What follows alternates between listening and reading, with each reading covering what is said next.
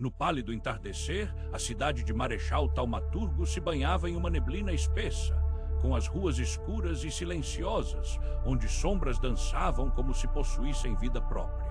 A luz dos lampiões vacilava, refletindo seu brilho tênue nas poças d'água que se acumulavam nas calçadas, resultando num espetáculo turvo que deixava os transeuntes em estado de inquietação.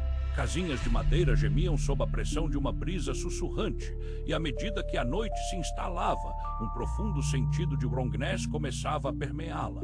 Os ecos de risadas distantes eram inexistentes. Criaturas invisíveis pareciam espreitar nas esquinas, esperando um momento propício para se revelar. O céu, uma tapeçaria de nuvens pesadas, parecia murchar sobre a cidade, como se a própria atmosfera reagisse à presença de algo terrivelmente ermo. À medida que as horas avançavam, sinais sutis de que algo não se encaixava começavam a surgir. Estrondos abafados, como o eco de um coração pulsante, surgiam do pântano próximo, enquanto a água estagnada refletia uma lua pálida e enganadora. A vegetação ao redor parecia curvar-se em angulações estranhas, cada folha uma nota triste de uma sinfonia esquecida. Os habitantes costumavam evitar olhar para o lago, como se soubessem que ele guardava não apenas segredos, mas também uma angústia insuportável. Olhares furtivos cruzavam-se nas janelas, quase comunicando um medo comum, uma sensação crescente de que os próprios muros estavam ouvindo e observando. O silêncio às vezes era rompido por risos nervosos, mas havia uma nervosidade que permeava uma percepção coletiva de que em algum lugar nas sombras algo os espionava. Conforme os dias se transformavam em semanas, meu estado mental se deteriorava lentamente. Reflexões se intensificavam, distorcendo a realidade ao meu redor, transformando cada suspiro do vento em uma maldição. As noites eram longas e inquietantes, envolvendo-me em pesadelos onde figuras indistintas flutuavam, murmúrios reverberando em minha mente como um inquietante eco da verdade. As pessoas começaram a me evitar, seus olhares furtivos se transformando em espelhos de meus próprios medos. Eu, que antes ria de histórias de terror contadas ao redor da fogueira, agora enxergava a realidade de maneira diferente.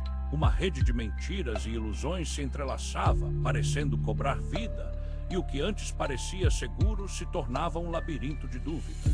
Era como se a cidade estivesse se curvando em torno de mim, como uma armadilha cósmica, e de alguma forma eu sabia que deveria estar atento, mas a linha entre a sanidade e a loucura tornava-se cada vez mais tênue. Algo se escondia nas sombras, uma presença indescritível que desafiava a lógica. Não era um monstro como os da mitologia, mas uma essência, uma sensação que alucina a vista e invade os sentidos. Uma forma escorregadia e mal definindo surgia, como se a própria realidade estivesse desmoronando. Eu a via apenas de relance, um reflexo no canto do olho, uma névoa dançando ou talvez uma sombra que era mais viva do que as próprias sombras.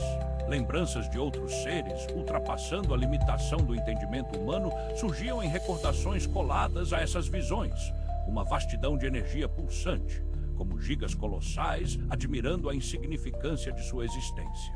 Ao se tornar consciente da minha presença, uma sensação maravilhosa e repulsiva invadiu minha mente, como se estivesse sendo puxado para um abismo que não deveria existir, nem mesmo nos confins da imaginação.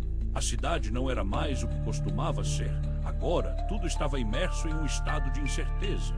Eu me via de pé diante do lago, a superfície d'água refletindo uma realidade distorcida, e enquanto olhava mais de perto, percebi que não éramos os únicos a observar.